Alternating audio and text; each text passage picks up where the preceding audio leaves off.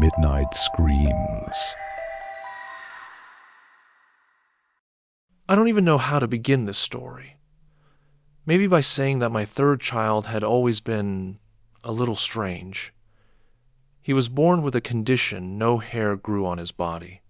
No eyebrows, no eyelashes, nothing. And his eyes, they were yellow, almost like he had some kind of rare albino syndrome. People would have mocked him for it. You know how folks can be when they see something unusual. So, unfortunately, we decided to keep him homeschooled. It just seemed safer that way. Kids can be cruel. Our other two children were perfectly normal. Izzy was 14, the oldest. Tom was 9, the middle one. And the youngest, 8 years old, was Robert. Yes, Robert. That was his name. So we lived like any small, happy family. Me, my wife Lucy, and our 3 children. A perfect little picture of domestic life. At least, until that morning when Izzy started talking about strange things. Lucy got up early and made breakfast for everyone. She was a housewife over the past few years. I'd started earning well enough as a director that there was no need for her to work anymore. And since Robert was homeschooled, she could keep an eye on him full time. That morning, I just got myself ready quickly and was about to take Izzy and Tom to school. The 2 kids were already outside by the car, waiting excitedly to leave. I said goodbye to Lucy and patted Robert on his bald head. He didn't even flinch, just sat there at the kitchen table, staring blankly ahead.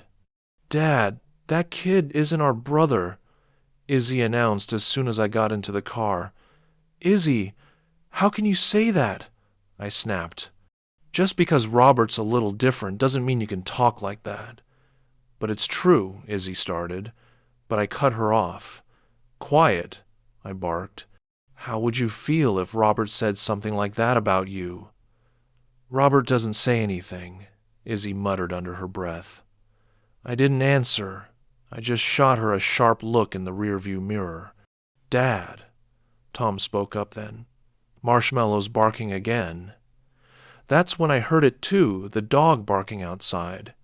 Marshmallow was our golden retriever, but lately she'd been impossible to deal with, so we started keeping her outside. She'd been barking nonstop ever since. Maybe it was her age, or maybe she was just in one of her moods. "I hear her," I grumbled. "When we get back, Tom, we'll check what's bothering her this time." Then I started the car and drove off from the house. I was a little relieved to drop the kids off at school quickly. Tom waved at me, while Izzy didn't say a single word the whole ride, probably because of our little argument that morning. She always did that when something upset her. She just stopped talking. But I loved that little stretch of time alone in the car, creeping through morning traffic, listening to old country songs, daydreaming that I was some kind of Western hero. It's not that I don't love my job or my family. I do.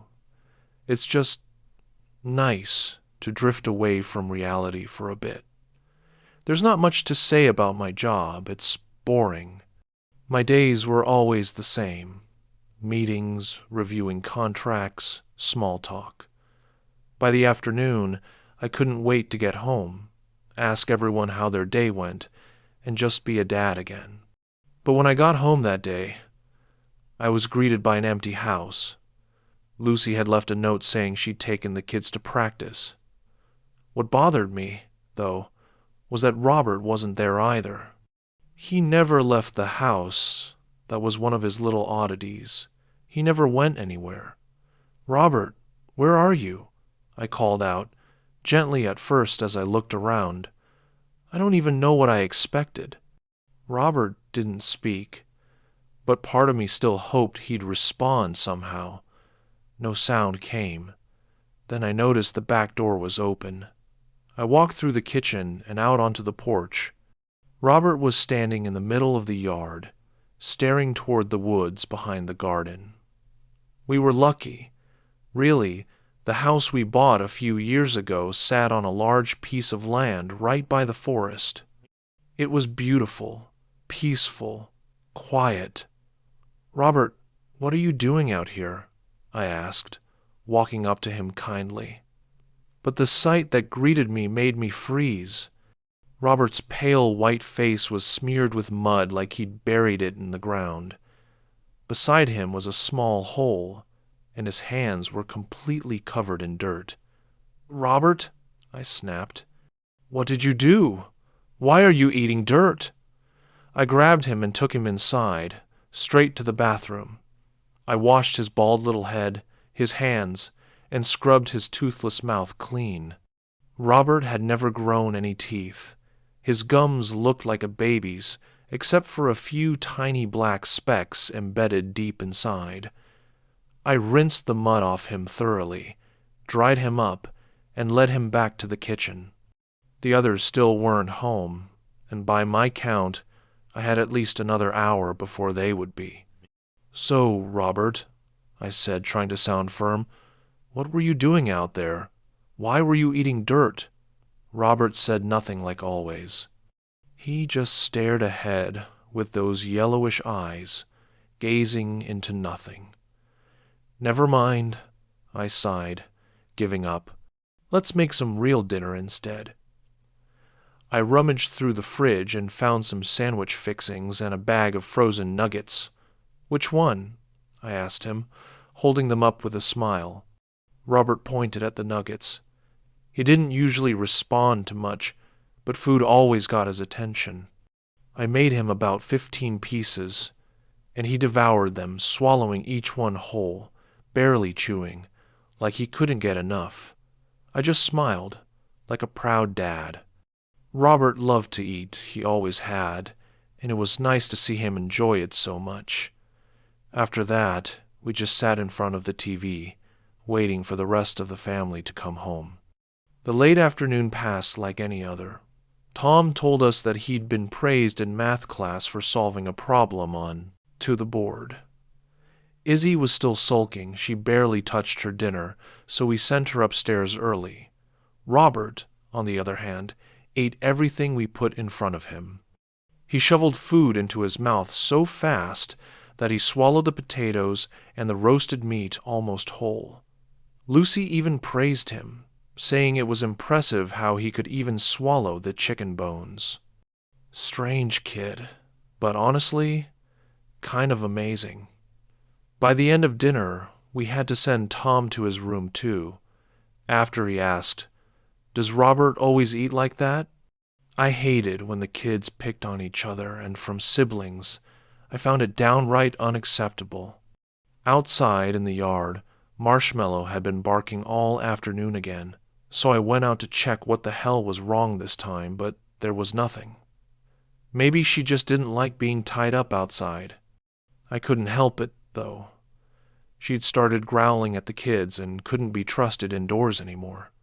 At the end of the day, after Lucy tucked everyone in, we stayed up talking for a bit.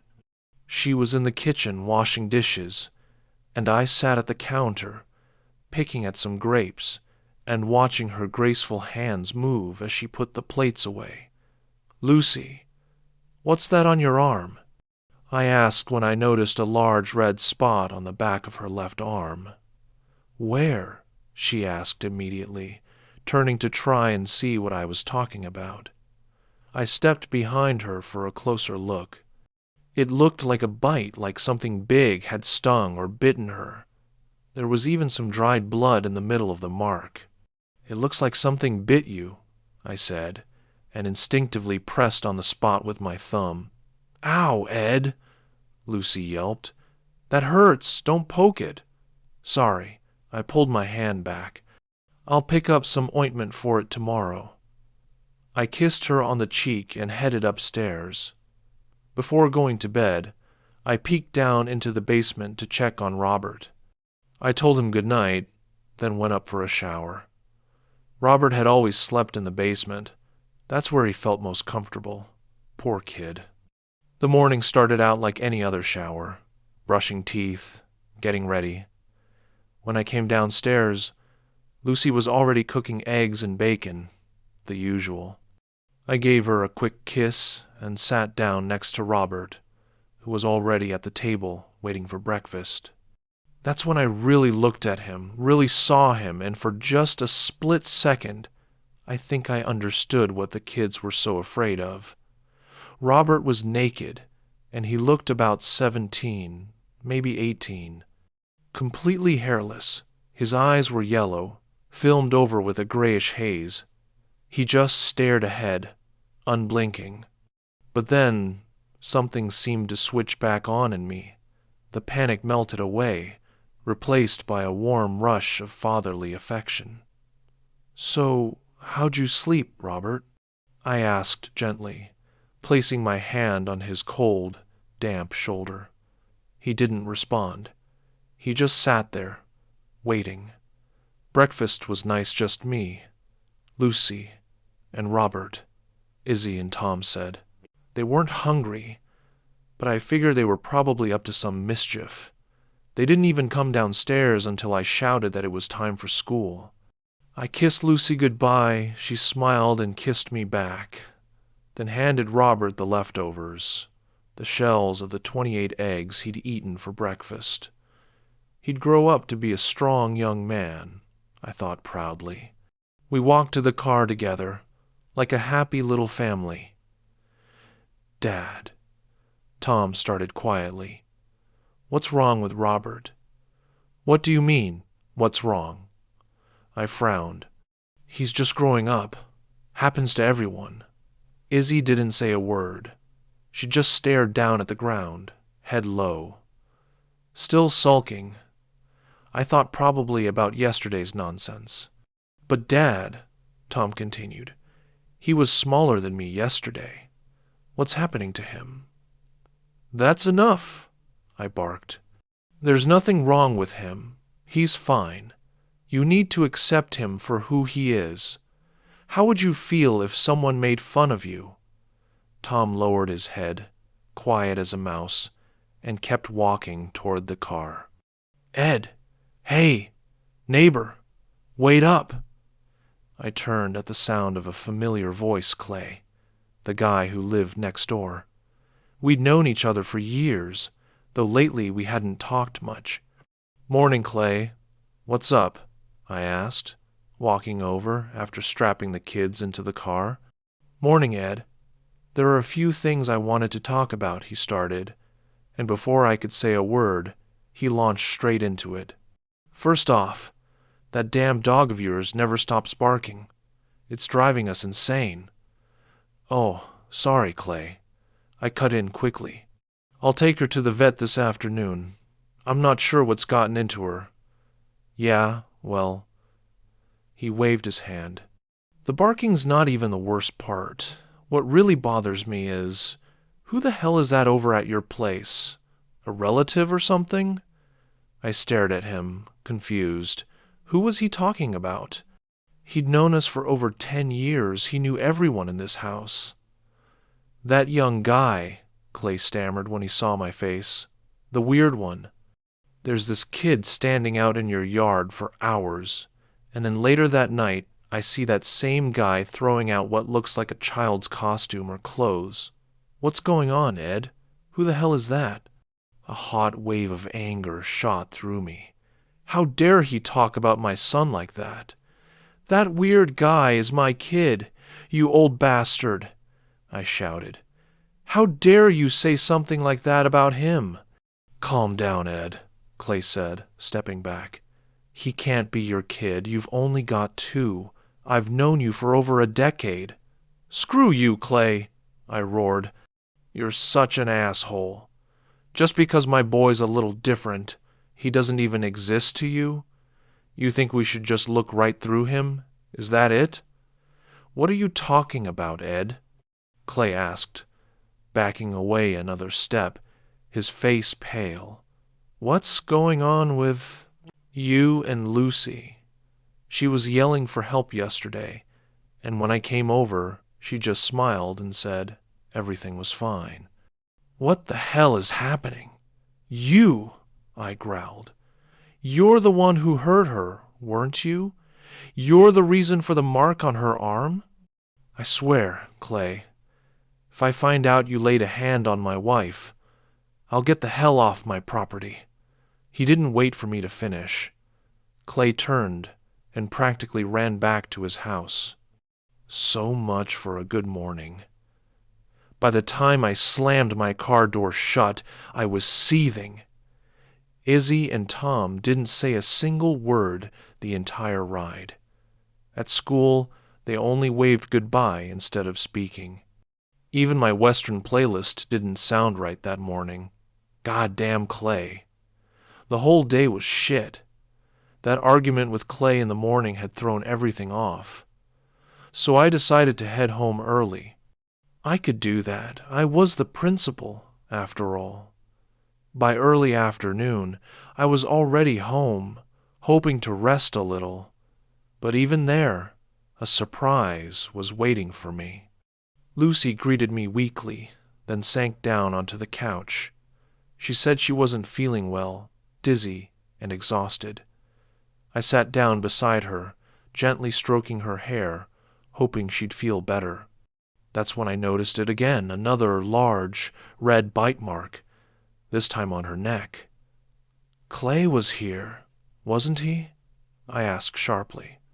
Lucy just shook her head, murmuring that no, nobody had come by. Then, just like that, she fell asleep on the couch. I took off my jacket and laid it over her, then went to the kitchen to make her some tea. But another surprise was waiting for me there.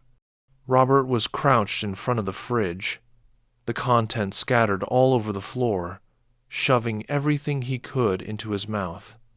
Everything that had been in the fridge, milk, carton and all, meat still in its packaging, cheese, eggs in their boxes. His jaw was stretched wide, working unnaturally as he tried to suck in everything from the floor just as it was. He was still naked, filthy, and covered in food, crouched there on the cold marble tiles. "Oh, Robert," I sighed, rubbing my temples.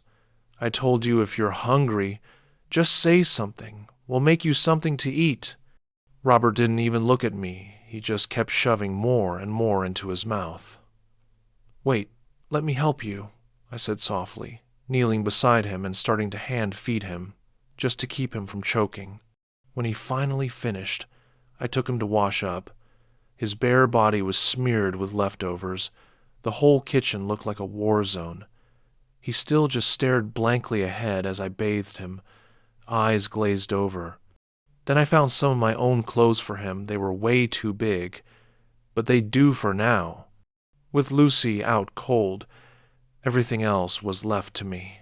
Cleaning up, picking up the kids, and even doing the grocery run, because Robert had emptied the entire fridge. First, I went to pick up the kids from school, but I kind of wish I hadn't. Izzy's dumb teacher wanted to talk to me and managed to catch me right there in the parking lot. Same old nonsense. She said Izzy was scared of something. Izzy just had a vivid imagination, I thought. But I still talked to her about it in the car. At almost 15, she shouldn't be afraid of silly things anymore. I brushed the teacher off as quickly as I could. Izzy didn't say a word afterward. She understood I was right. There was nothing to be afraid of. We finished the shopping fast. I tossed everything familiar into the cart. Tom got a few chocolates and a little action figure. Izzy didn't want anything, said her stomach hurt. But I knew something was off. She was hiding something from me. When we got home, Lucy was already in the kitchen. She looked pale and weak, but was still preparing dinner. Izzy went straight to her room and locked the door. Tom stayed in the living room, playing, and later I helped him with his homework. That's when I remembered Robert. I found him out in the yard again, standing in the exact same spot as yesterday, staring into the forest, completely still, watching the sun go down behind the trees. "Robert, everything okay?" I asked gently. As usual, Robert didn't respond. I placed my hand on his shoulder and steered him back toward the house. His yellow eyes stared off into the distance, a cloudy film over them like he was blind. Robert, I looked him over. Did you play with Marshmallow? He was covered in dog hair. That's when it hit me. I couldn't hear Marshmallow barking. I hadn't even noticed in all the afternoon chaos.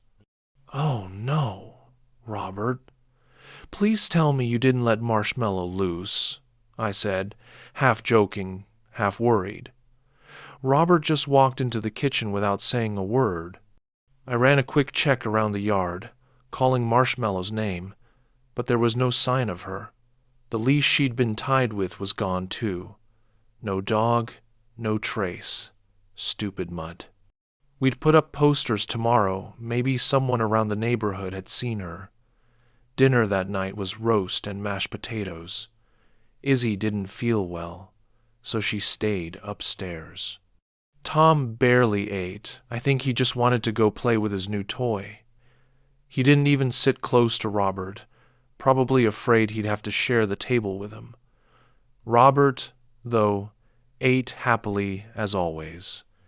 Lucy even cooked him his own portion of meat, which he finished all by himself. The kid had a great appetite. Dinner passed quietly. Lucy wasn't feeling great either, but managed a few bites. Tom just mumbled whenever I tried to talk to him, and Robert, well, poor kid, didn't speak at all. Everything felt calm again that evening. Robert went down to the basement early, must have been tired. Izzy spent the whole afternoon locked in her room. Lucy went to bed early too. She looked completely drained. Tom played for a while longer, then headed off to sleep. I spent a bit more time outside, calling for Marshmallow, but still nothing. Maybe tomorrow. Morning brought another surprise. Robert was a grown man, now around 25, I'd say, and there he was, standing naked in the living room. I was a little startled, sure, but honestly, with how much the boy ate, was it really that shocking he grew up fast? He stood there in the morning sunlight, his neck and limbs unnaturally long, his body lean but muscular, his face, though that hadn't changed one bit. Those yellow eyes, that toothless mouth, staring blankly just like always. Lucy was already cooking breakfast. She looked a little better than yesterday. She'd made enough food for a whole army again, but I knew Robert would handle it. Izzy didn't come down, said she wasn't hungry. Tom sat at the table with us. It was shaping up to be a quiet morning, until Robert started choking. The sound froze me. He was coughing, gagging, gasping like he couldn't breathe. Lucy and I both panicked. Robert always swallowed things whole, but I never thought the 25 pancakes he was working on would cause any trouble. Yet there he was, choking to death. I rushed to him, sweeping everything off the table in the process. Lucy hurried over, trying to look into his mouth, searching for whatever had gotten stuck. I hit his back, again and again, trying to help him clear his throat, and then something brown and rope-like slid out between his lips. It looked like a leather strap, slick, bloody, covered in pale yellowish fur. "Lucy, get back," I yelled. "I'll pull it out." I stepped behind Robert and grabbed the thing hanging from his mouth, pulling as hard as I could. He clung to the table's edge, still gagging, gasping. Then, with a wet, tearing pop, I yanked it free. For one frozen second, I wanted to scream, to run, but I didn't, because dangling from the end of that leash was Marshmallow's half-digested head. The half-bone, half-meat, half-skin mess dripped saliva, blood, and what looked like a gelatinous mix of vomit and breakfast scraps. Something inside my head twitched again, and just like that, I couldn't see what I was looking at anymore. All I noticed was little Tom, covering his face in disgust, tears streaming down his cheeks. "Stop it, Tom!" I shouted. "Don't act like you've never thrown up before. Robert's just like the rest of us. He can get sick too." Tom cried harder. Lucy tried to calm him down while wiping the sticky, vomit-covered slime from Robert's chest and chin. I just stood there, holding what was left of Marshmallow's head, mumbling under my breath that none of my kids except Robert ever really understood me. I figured it was best if I just went to work. Marshmallow's head went in the trash. All day, I couldn't stop being angry. Lucy called me around noon. She said she'd taken Tom to school, but Izzy refused to go, said she felt too sick to even open the door. Robert was better. 8. Again. Same amount as always. Lucy asked if I could pick Tom up in the afternoon since she still wasn't feeling well. He had extra classes, so we'd probably finish around the same time anyway. So, when work finally ended, I drove over to get Tom. He still wasn't in a good mood, didn't even want to come home, but after a little insisting, he gave in, and we headed back. When I opened the front door, Tom, just like the other day, bolted upstairs and locked himself in his room. I threw my briefcase into the living room chair, irritated. That's when I saw Lucy lying on the couch, Izzy kneeling beside her. "What happened?" I asked, trying to keep calm. "What do you think?" Izzy screamed, louder than I'd ever heard her before. "That thing hurt, Mom. What's wrong with you?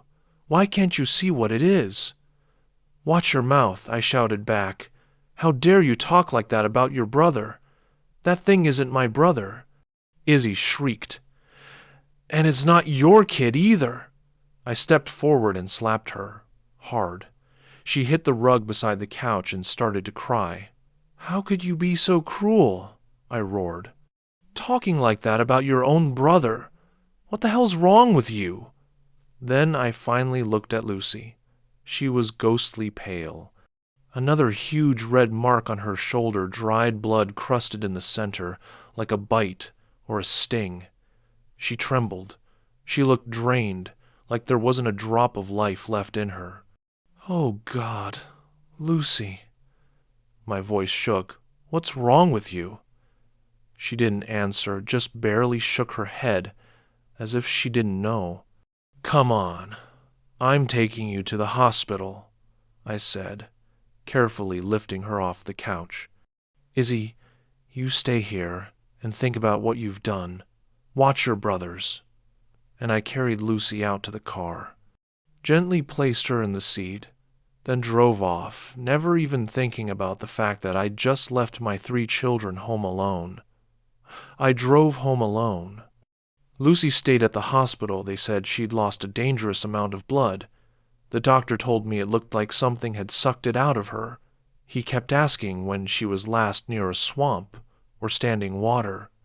We lived close enough to places like that, sure, but I still didn't understand what he meant. He said it looked as if a giant leech had drained the life right out of her. I didn't know what to say. I just muttered that my daughter had been acting strange lately. Could she have done something? The doctors laughed it off, said it was probably some kind of bug, a parasite, maybe a leech. I only stayed a few hours. Lucy got blood transfusions, IVs, to the works. Before I left, one of the doctors told me I should go home, get some rest. "Check the house in the morning," he said. "Maybe there's something in there, a bug or a nest." I was exhausted, but the second I got home, my eyes snapped open wide. The front door was standing wide open, darkness everywhere, the curtains drawn. The house felt empty, dead. I didn't even bother parking properly. I just ran inside. "Robert!" I shouted the moment I stepped in. "Robert! Kids! Where are you?" The back door was open too. The curtains fluttered in the night wind. "Hello?" I yelled again, flipping on every light I could reach. Nothing. Just the soft whisper of air moving through the house. I headed for the basement, but the door was open there too. Robert wasn't inside. A sour, rotten smell rolled up from below. Then a noise upstairs. A thump, like someone falling out of bed.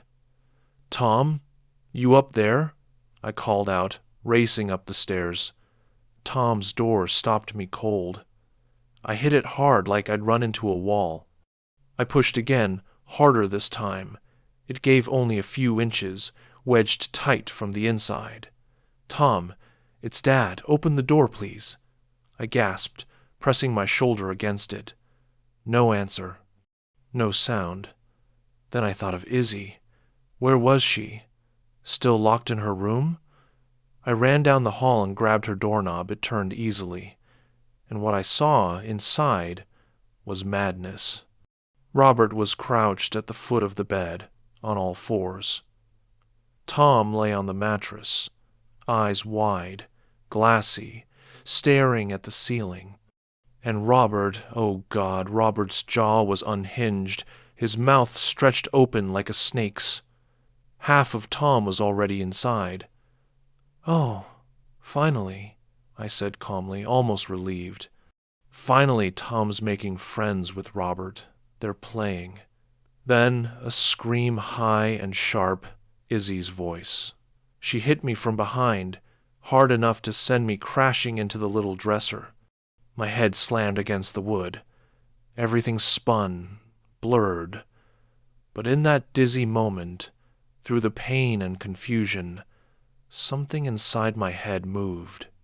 The thing that had been blocking the truth, the fog, the lie it slipped away. The thing that had poisoned my mind is gone, and for the first time, I knew who my children really were. Morning. I sat in the living room. My hands were bloody. I pressed them to my face and stared through my fingers at the broken window. The stench rising from the basement was unbearable. I didn't have the strength to go down there. Somewhere under my torn shirt, blood kept seeping out. My left leg was probably broken. I could barely feel it, just the dull ache. But none of that mattered.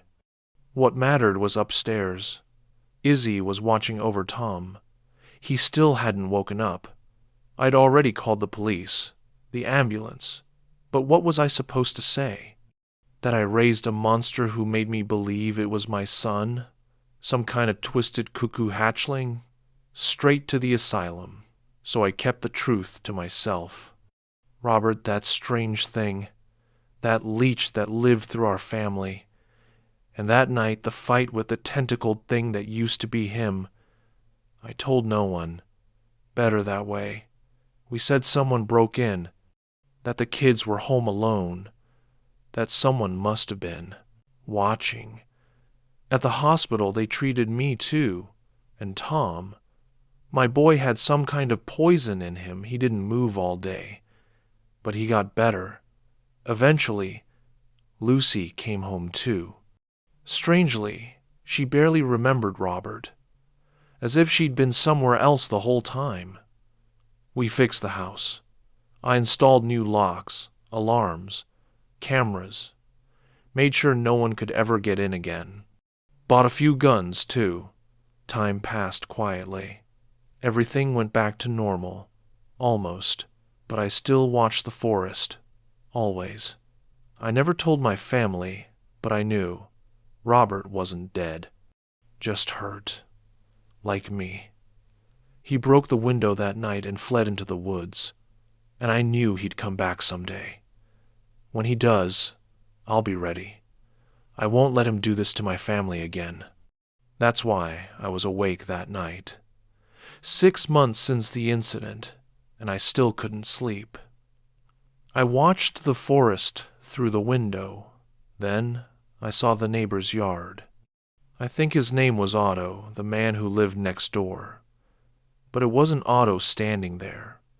It was someone else, a familiar shape, a small, bald boy, maybe 8 years old, standing naked in the yard, staring toward the woods. His yellow eyes glimmered in the dark.